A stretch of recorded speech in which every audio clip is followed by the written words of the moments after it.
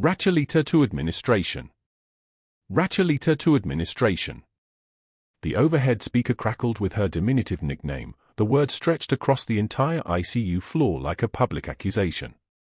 She didn't look up from the medication cart.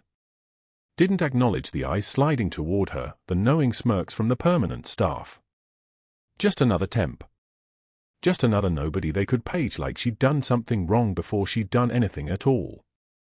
Rachel Torres had learned the rhythm of invisibility over 3 months at Seattle General. Keep your head down. Avoid Dr. Caldwell's path through the unit. Move through the corridors like you're supposed to be there, confident enough not to draw attention, quiet enough not to register. The fluorescent lights hummed their mechanical dirge overhead, casting everything in that particular shade of institutional white that made 3 a.m. feel permanent. She straightened a bag of normal saline on the cart, her fingers steadier than the tremor that lived in her chest most days.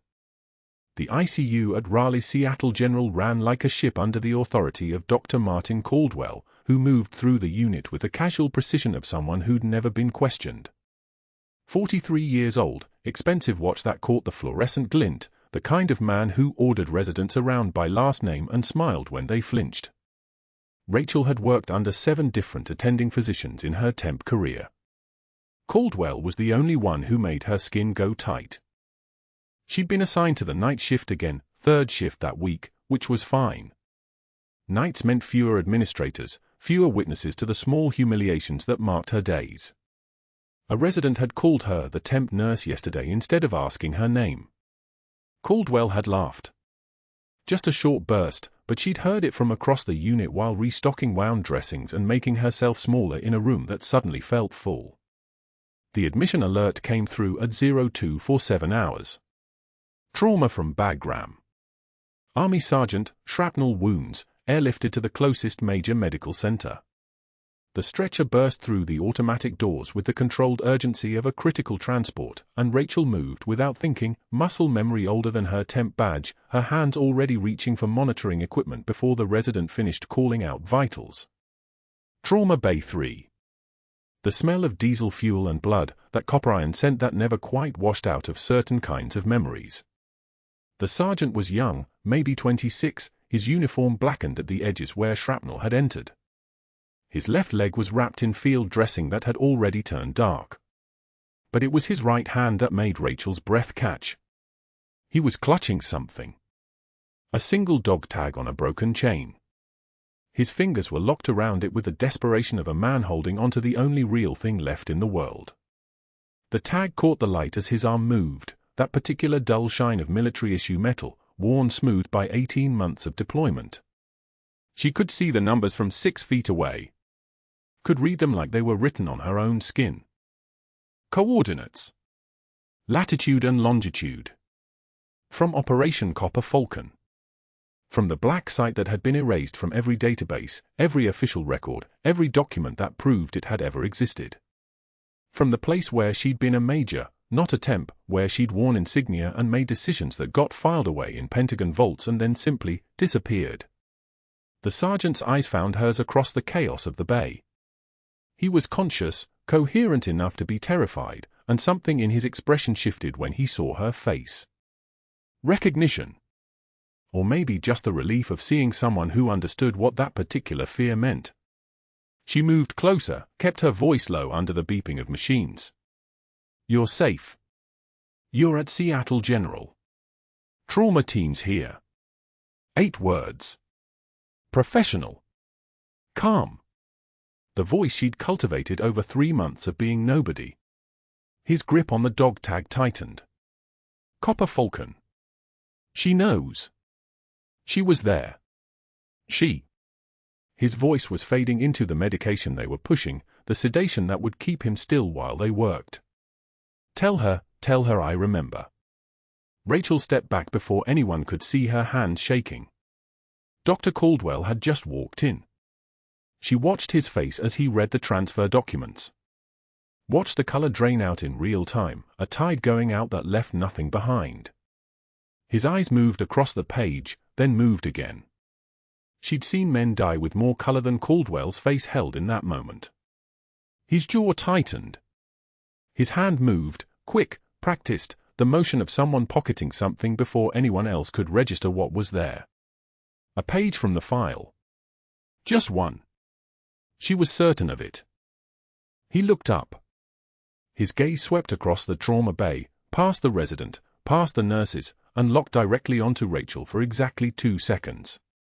Long enough for her to see that he knew. Not what, not yet, but he knew that she knew something. That the sergeant's words meant something. That she shouldn't be here. "Get me the CT trauma protocol," Caldwell said, his voice smooth as oil over steel. "And someone get the overnight resident. I want continuity on this case. No temp staff. No temp staff." The instruction was surgical. Specific enough to mean her without naming her. She turned from the monitor, moved toward the medication cache, feeling the weight of his attention like a hand at her back. The overhead speaker crackled again 40 minutes later. Not a page. A summons. Rachelita to administration. Rachelita to administration. This time everyone heard it. This time everyone knew it meant her. The supply closet door swung shut behind her before she even registered Caldwell had followed her inside. The fluorescent strip light cast everything in pale institutional white. Somewhere down the corridor, a monitor beeped its steady rhythm. Here, in the confined space between shelves of sterile gauze and saline bags, there was only Caldwell's breathing and the smell of bleach climbing her throat. He stood too close. His cologne, something expensive, something that probably cost more than her weekly paycheck, pressed into the air between them. Caldwell's face had shifted from its public presentation of clinical competence to something harder. Something that enjoyed proximity when it conveyed threat. "Rachelita," he said, letting the diminutive sit on his tongue like something distasteful. "We need to talk about your future here." She didn't move. Didn't flinch. Her hands remained steady at her sides, the kind of steady that came from having held a scalpel over exposed cardiac tissue under mortar fire. The kind of steady that had no name here, in this hospital, with this man who was attempting to recalibrate the power dynamic through sheer spatial invasion. "Your temp staff," Caldwell continued, stepping closer still. The back of Rachel's shoulders touched the metal shelving unit. "And temp staff are, by definition, unreliable. Interchangeable. Which is why I've already made several calls to your agency." Rachel took one measured breath through her nose. Held it. Released it through her mouth like she was venting pressure from a balloon. "Performance issues," he said, watching her face for a crack that would never come. "I told them you couldn't follow the chain of command. That you asked too many questions. That you touched things you shouldn't have touched." He paused. His eyes, pale blue, the color of shallow water, locked onto hers. "Do you understand what I'm telling you?" She did understand. She understood perfectly. She also understood that he was using words to do something that physical assault would accomplish more directly, which meant he believed he could destroy her without leaving marks. That she was just a temp nurse he could dispose of quietly, with phone calls instead of confrontation. The assumption itself was almost educational. "Seattle General doesn't need nurses who can't follow chain of command," Caldwell said, and it was his tone that revealed how much he needed this to land, the measured delivery, the slight emphasis on each word, the hunger in his voice that suggested her collapse was necessary to something in him. "We need people who understand their place." Rachel met his eyes. One tear escaped. She let it, because crying was not weakness, it was information, and she wanted him to see that she could cry and still be lethal. She wiped it away without breaking eye contact. Then she said, very quietly, "Sergeant in Bay 7 still needs me. I'll finish that first." Something flickered across Caldwell's face. Frustration. Because she hadn't crumbled. Because her composure had absorbed his threat like sand absorbing water, leaving no impression. He stepped back, and Rachel understood that he would escalate now. Not louder. Smarter. The next morning arrived with grey Raleigh rain hammering the parking lot. The 6 a.m. shift was arriving, nurses in scrubs, technicians carrying coffee, the beginning of the day's shift cycle. Caldwell emerged from his office as Rachel was heading toward the ICU, still in the dark blue scrubs she'd worn for the overnight. He positioned himself directly in her path, loud enough for the arriving staff to hear. "Torres, you're reassigned," he said, his voice carrying that flat administrative tone that made termination sound like scheduling. "Effective immediately. Custodial. Overnight shift. The laundry room and patient floors." The words landed in the rain-dampened air like stones into still water. Around them, the arriving shift, nurses she'd worked alongside, respiratory therapists, the phlebotomist who always said good morning, paused. They didn't look directly. They never did. But they heard. Everyone heard. Rachel stood in the rain for 2 seconds. The water was cold. The asphalt beneath her boots was a particular shade of grey she'd never noticed before. She could feel eyes on her, the kind of sideways clinical observation that happened in hierarchies when someone was being dismantled. She took one measured breath. "I'll finish caring for the sergeant in Bay 7 first," Rachel said, her voice level, steady as a surgeon's hand. "The officer who court-martialed me deserves that much." She held his gaze for exactly 1 second longer than was comfortable, then walked past him toward the hospital entrance. Behind her, she heard Caldwell's phone already buzzing, the sound of texts being composed, calls being queued. His escalation, right on schedule. By noon, Caldwell had called the state nursing board. Rachel learned this 3 hours later when a compliance officer left a message asking her to schedule an interview regarding her credentials and fitness for practice. By 2 p.m., he'd contacted her temp agency, the same call he'd already made, now formalized into a paper trail. Serious concerns about her ability to follow institutional protocol, the agency supervisor would relay to her later, her voice apologetic but measured. By evening, Duke and Chapel Hill had received calls from Caldwell, collegial conversations with colleagues in their programs, warning them about a problematic nurse who might apply for positions. "I'm not saying she's incompetent," he would have said, his voice a perfect blend of concern and regret. "I'm just saying Seattle General found it necessary to let her go. For cause." The words would spread like dye through water. Rachel watched all of this unfold from the laundry room, folding hospital linens under fluorescent lights that hummed their endless monotonous song. The sheets were still warm from the industrial dryers. The smell of antiseptic detergent hung thick and chemical in the air. She pressed each one with mechanical precision, crease, fold, stack. The same motions, thousands of times. The same room where patients' blood got scrubbed away, where evidence became statistics, where history became laundry. She had been ordered to disappear after Operation Copper Falcon was buried 6 years ago. The Pentagon had been very clear about the terms. "Your existence ends here. The photographs you saw at Bagram can never surface. The testimony you documented goes into sealed classification. You signed the paperwork. You accepted the erasure. National security has a price, Major, and you paid it." Now Caldwell was simply finishing what the government had started. Erasing her more completely. Not with helicopter rotors and sealed files, but with phone calls and institutional process. With the quiet ruthlessness of a system that could consume a person without ever leaving a visible wound. The dog tag in her pocket felt heavier with each passing shift. She hadn't told anyone. Hadn't mentioned it.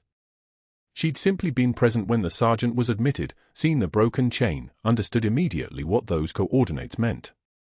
And now, as she folded her scrubs one final time, pressing the creases with hands that had once pinned medals on generals, she understood that this indignity was part of the price too. The fluorescent lights buzzed their mechanical hum. Rain continued hammering against the laundry room's single high window. And Rachel Torres, the major who had been erased, folded hospital linens in the basement and waited for whatever came next. The machine stopped singing at 0406. Rachel heard the flat line before she saw it, that single unwavering shriek from the monitor, the sound of a heart deciding it was finished. She was 3 corridors away, pushing a mop bucket that squeaked with each rotation, when the overhead speaker crackled, "Code Blue, Bay 7. Code Blue, Bay 7. Her hand knew before her mind did. She abandoned the bucket mid-push, the handle clattering against linoleum. The night shift was skeletal, 1 resident, 2 nurses, an exhausted attending who'd been on since 7 a.m. Bay 7 was the sergeant's room. The sergeant who'd spent 72 hours whispering those coordinates, his fingers locked around the dog tag like it was the last thing tethering him to Earth. The responding resident was there first, a Dr. Patterson, fresh enough that his badge still had the embossing tape on it. Rachel watched him freeze in the doorway, his hands hovering above the sergeant's chest like he was afraid the body might bite. The monitor screamed its one-note accusation, flat line. No rhythm. No hope written in the electrical language of the heart. Rachel moved. She didn't announce herself. She didn't say excuse me or pardon me. She simply existed in the space where hesitation had been, her scrubs from the laundry now exchanged for the one she'd kept in her locker, muscle memory overriding every instruction to fold and vanish and disappear. Her hands were already reaching for the crash cart, her voice dropping into registers she hadn't used in 4 years, since she'd been ordered to forget them. Deficit pads. Now. Patterson's eyes flicked toward her, then away. A temp. A janitor. Someone whose name he'd never learned. I need a scalpel. Her hands were already at the sergeant's ribs, her fingers finding the exact spaces between them like reading Braille. The touch memory was there, Fort Sam Houston, the field medicine course where they taught emergency thoracotomy to nurses who'd sign papers agreeing they might need to save lives in conditions where scalpels were casualties themselves. 12 years ago. Another lifetime. There was no scalpel on the crash cart. Rachel's eye swept the room and locked on the sergeant's effects, folded on the chair beside the bed. Combat knife. K-bar, vintage, the kind that saw 3 tours and lived in a boot or a thigh sheath. She didn't hesitate. She grabbed it, felt the weight of it, 2 pounds of steel and history, and came back to his chest. The blade was sharp. The thoracotomy went in at the 4th intercostal space, anterior axillary line, because she'd done this before, because muscle memory was smarter than panic, because some knowledge doesn't fade even when the government orders you to erase it from your personal biography.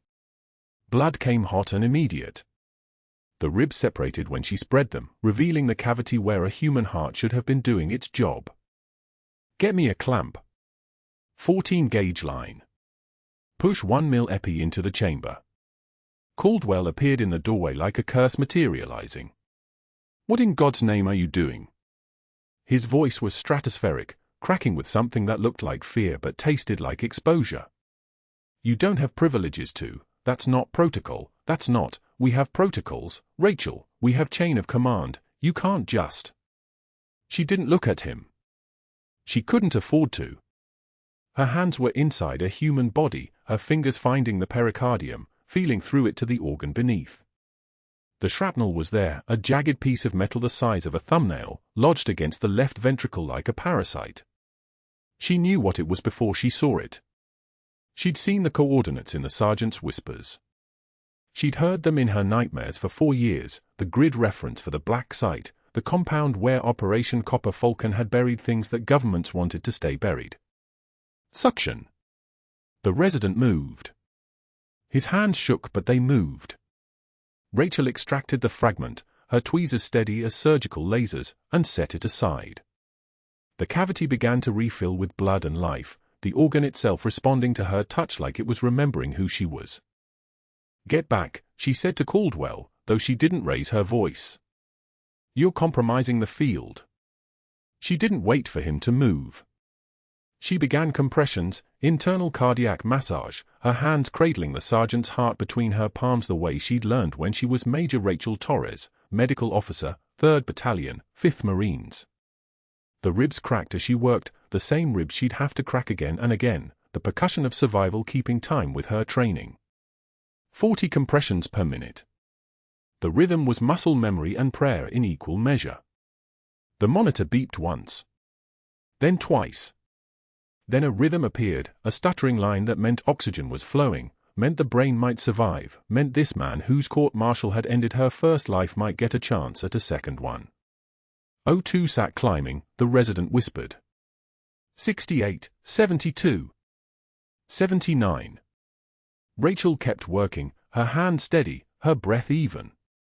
The knife sat bloody on the tray beside them, and Caldwell had gone silent in the doorway, silent in a way that meant calculation was happening behind his eyes, recalibration, the dawning realization that something didn't add up. 85, 88. 92, stable. She'd done it. The sinus rhythm held.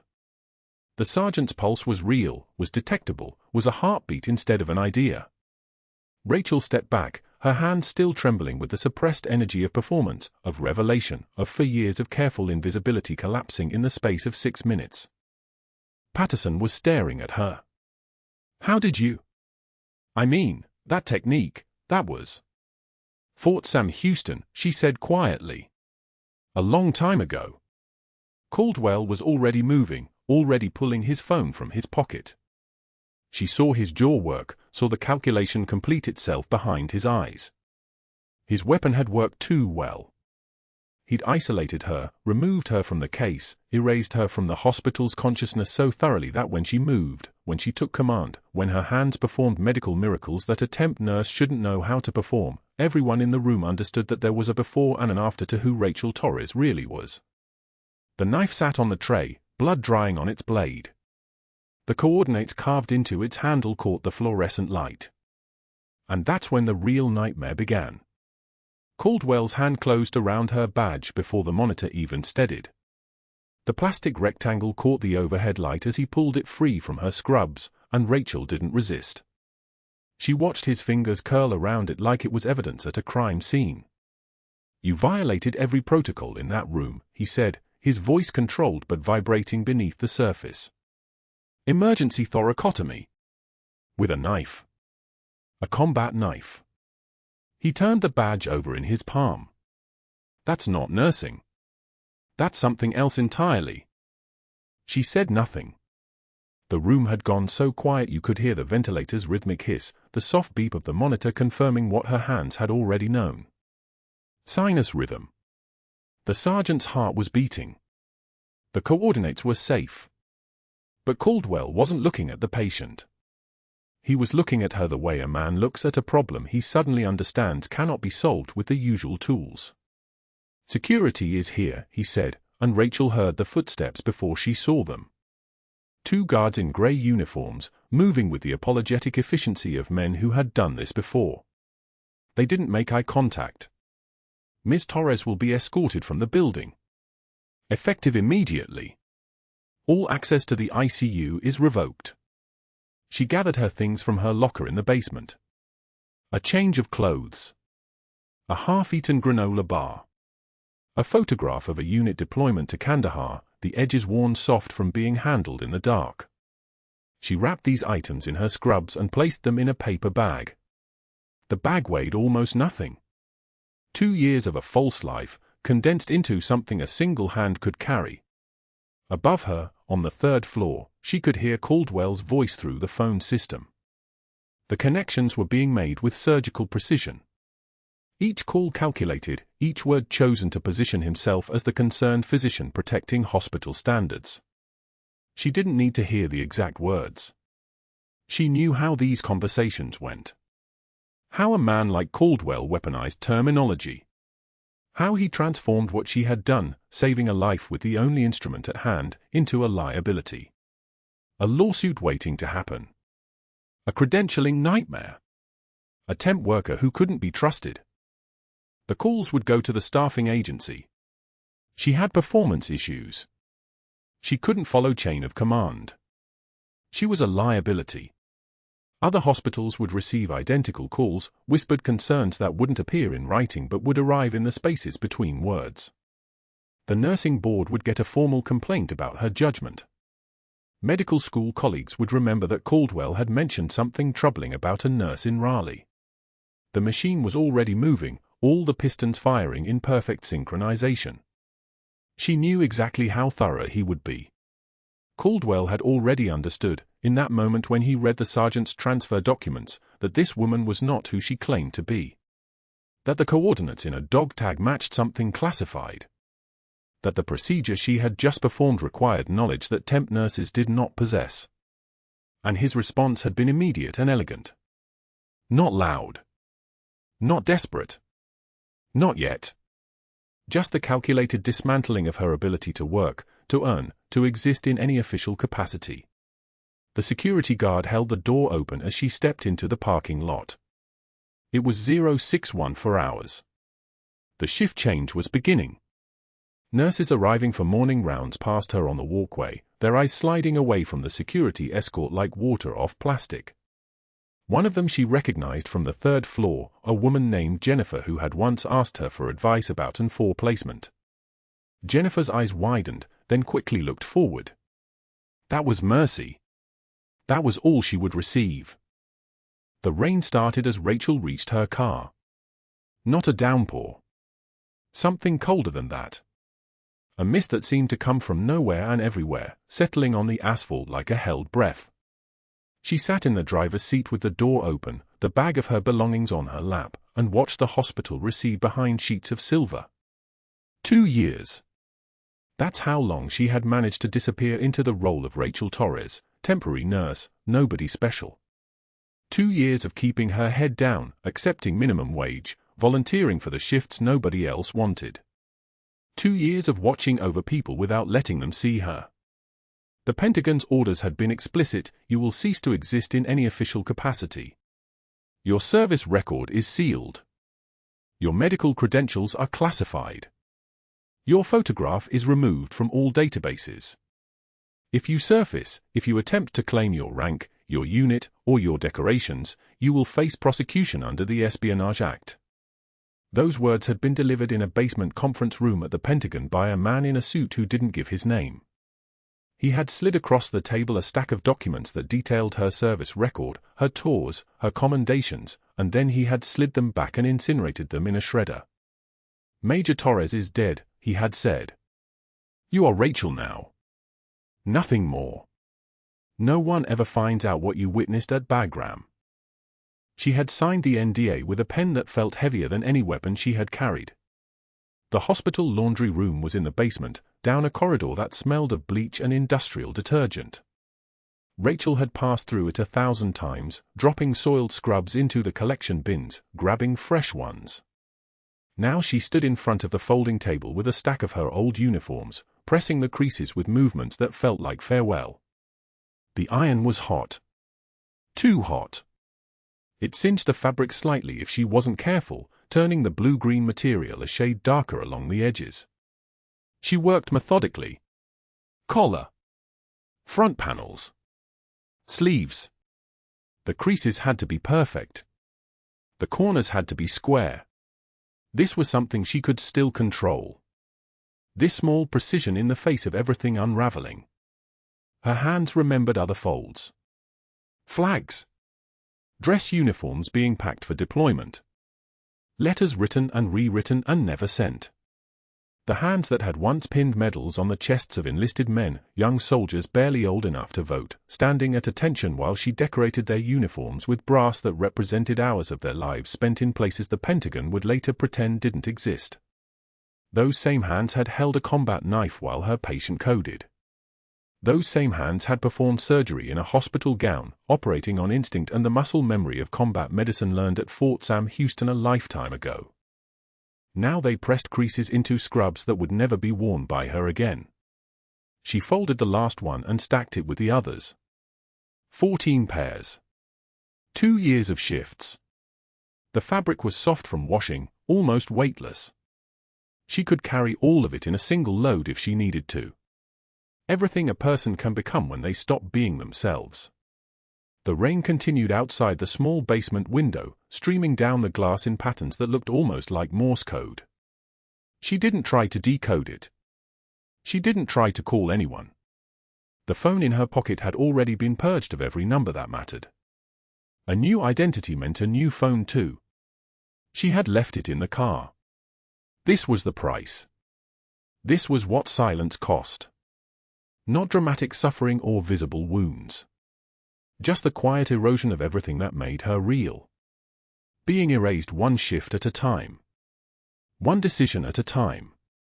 One person at a time, all of them following Caldwell's lead, understanding without being told that Rachel Torres was someone who didn't exist anymore. Not even as a ghost. Ghosts were remembered. She was meant to be forgotten. She picked up the stack of folded scrubs and carried them to the linen cart. The uniform color faded as she placed each one, becoming just another set of identical clothing waiting to be distributed to the next temporary worker, the next person passing through, the next nobody who didn't ask questions. And then she heard it. A sound so distant it might have been imagination at first. But growing closer. The rhythmic thump of rotor blades cutting through the rain-soaked morning air. Not an ambulance. Not a news helicopter. Something heavier. Something official. The sound of a Black Hawk approaching the hospital pad. Rachel stood very still in the basement laundry room, the fluorescent lights humming overhead, and listened to her entire erased life coming to collect her. The rotor wash hit the parking lot like thunder. Rachel heard it first from the laundry room basement, that unmistakable percussion of a Black Hawk, the sound that meant extraction. The fluorescent hum above her head seemed small against it. She set down the scrub pants she'd been folding. Her hands didn't shake. Hands that had held lives together didn't shake when their time finally came. She climbed the stairwell. 1 flight. 2. The emergency bay doors whooshed open and the noise hit her full, rotors spinning at 1,100 hours, the morning sun catching the fuselage in hard white light. A 2-star general descended first, his jaw the color of weathered oak, followed by 4 military police in formation. Their boots echoed across tile. 1, 2, 3, 4. They moved past the intake desk without stopping, past the frozen administrative staff, straight through the emergency bay doors toward the ICU. Dr. Caldwell stood in the corridor. Rachel watched his face go pale as he realized what was happening. The ICU waiting room held silence like a held breath. The sergeant's daughter stood first, captain's bars on her dress uniform, creases sharp enough to cut, eyes the color of dark water. She was small-framed but carried herself like she'd learned command young. Her voice carried across the room, steady and clear. Major Torres saved my father's life. Twice. Caldwell's mouth opened. Nothing came out. The nurse administrator trembled as she opened a file, not the hospital file, something official, marked with seals Rachel recognized from a lifetime ago. Her hand shook as she read the declassified section aloud. Major Rachel Torres, Medical Corps, served as ranking medical officer at Forward Operating Base Shank, Loga Province. Documented evidence of procurement violations and supply chain irregularities. Testimony sealed per National Security Directive. Clearance level, top secret sensitive compartmented information. The room went so quiet you could hear the heart monitors in the next bay. The SEAL team leader stepped forward, beard like brushed steel, presence that made the air pressure change, the kind of calm that comes from having already survived the worst. His medals caught the fluorescent light. Bronze Star with Valor.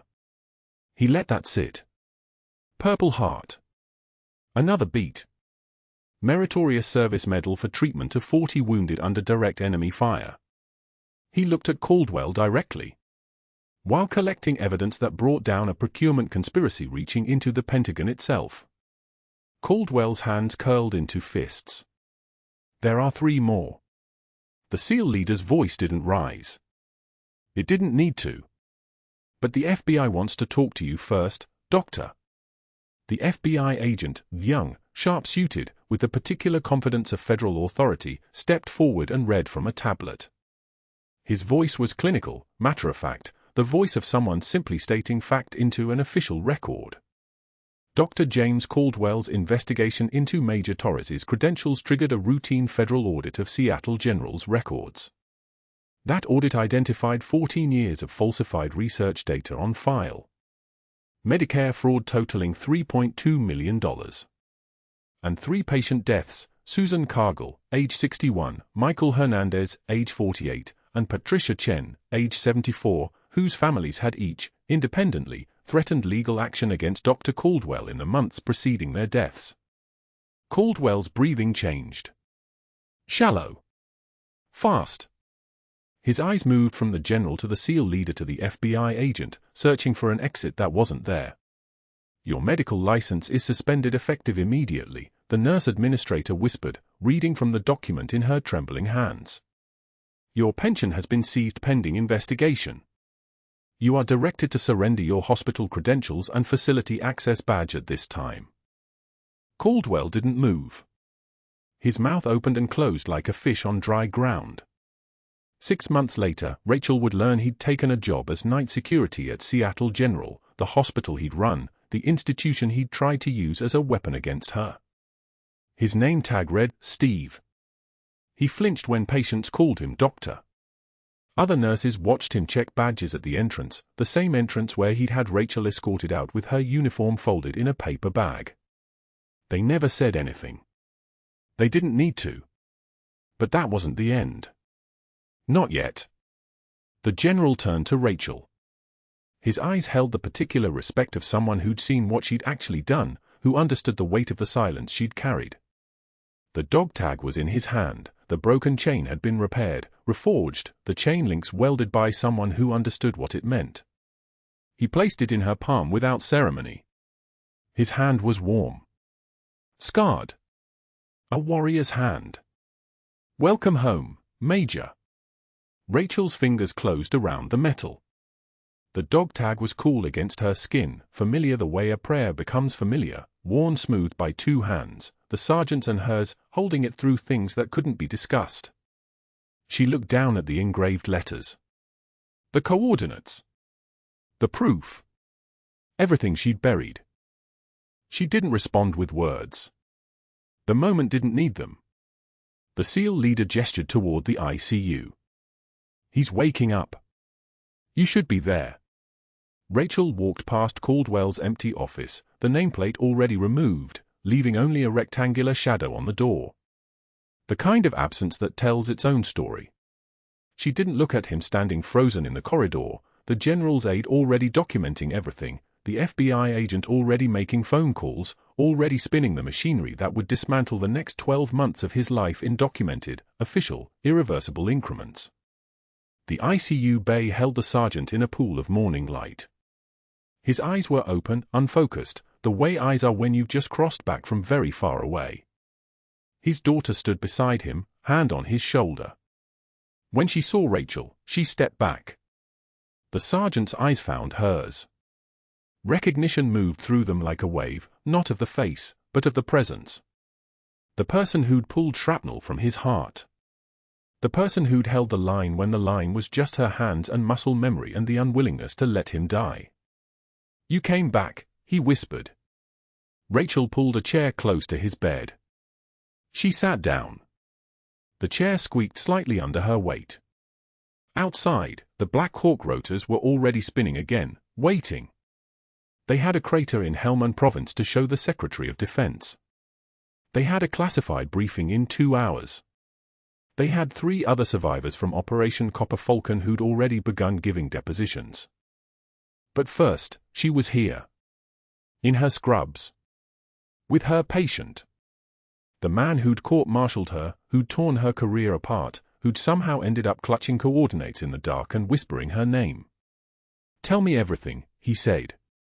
And Rachel Torres, Major in the United States Army Medical Corps, nurse of Seattle General, the woman they'd tried to erase from every database and reduce to nothing, began to speak. Not the truncated version. Not the classified redacted version. The truth. All of it. In her own voice, at last. The fluorescent lights buzzed overhead. Somewhere down the hall, Dr. Caldwell was being escorted from the building by federal agents. But Rachel wasn't watching. She was right where she needed to be, in the place where healing happened, in the space between breaking and becoming whole, in the moment where silence finally breaks. The trembling wasn't fear. It was restraint. The years of it. The weight of staying quiet when she had every right to speak. The burden of carrying a secret that was never hers to carry alone. That was over now. Subscribe for more stories where the quietest person in the room might just be the one holding it all together. Like this video if you believe hidden strength is the most dangerous kind of power. And comment if the Pentagon called your workplace tomorrow, would you get on the helicopter?